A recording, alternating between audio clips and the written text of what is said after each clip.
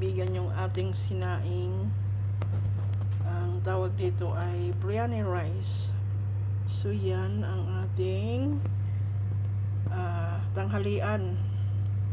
Kasi tanghalian na dito sa amin. So ayan, kanin na may kasamang linagyan ko ng luya at saka paminta, paminta at saka sibuyas yung nasa ibabaw. Meron siyang luyang dilaw.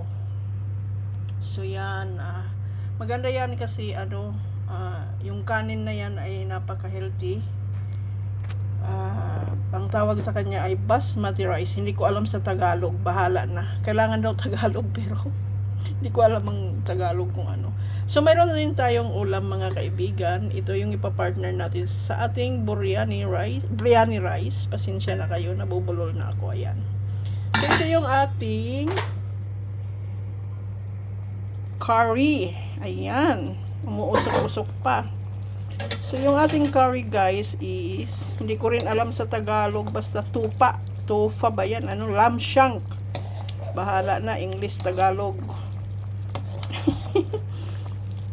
At yan ang ating ipapartner doon sa ating